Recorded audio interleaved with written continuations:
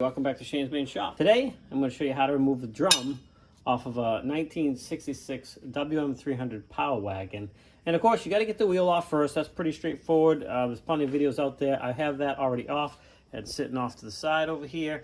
And now I'm going to go ahead and remove the three retaining screws for the drum.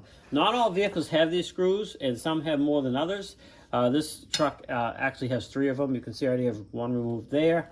I'm removing this one here. There'll be one more I'll show you. That one is just in a different position right there. I'm gonna go ahead and remove that. Now I know a lot of those have one of these screws because the drum's a lot smaller than this. This is a pretty big drum. It's a big truck. So it has three, and these basically just kind of hold the drum in position. Once you have those removed, and of course the wheel is out of the way, then you should be able to get the drum off unless the brakes are sticking out on the back side, but we're going to find that out in just a second here. I should be able to wiggle this drum, and hopefully, yep, she's coming. I can feel she is catching on the brakes a little bit. The reason why I'm removing this one is because the brakes have been sticking on it. So I can see I have a rear end seal leak, so you can see kind of the oil on this. So those are going to have to be replaced. And you might need a hammer to help persuade this to come off, but there we go. Sometimes I go back and forth with it. Now keep in mind, this is going to be heavy, especially on this vehicle. Not all of them are this heavy, but you want to make sure you're supporting in a way that you're not going to get your fingers pinched. So I got my hand underneath here, and I'm close to it on a rolling cart. And I keep it close to my body so it doesn't, my hands aren't extended out, and I have a better chance of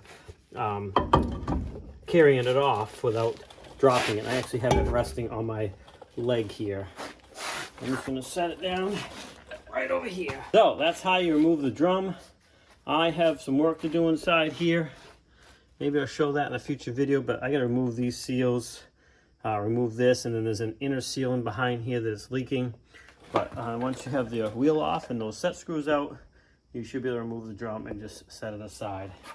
And again, it can catch up on the brakes. You may have to finagle with it a little bit here and there. But my issue is either this is not returning, so the brakes are staying locked up a little bit, or there's oil, which I know the oil is causing a problem, but this brake was really kind of almost locking up on me. So I just got to get that fixed and hopefully get the problem resolved. There's a one last cruise night where antique and classic vehicles go to, and I want to make it this one. And that is coming up on Tuesday, so I want to get this thing back together so I can take this over there. So if you're curious what this is a 1966 Dodge Power Wagon. That's what the truck looks like right there. And that's how you get the drum off. So please like and subscribe. That really helps me out. Appreciate you swinging by. Have a great day, and we'll see you in the next video.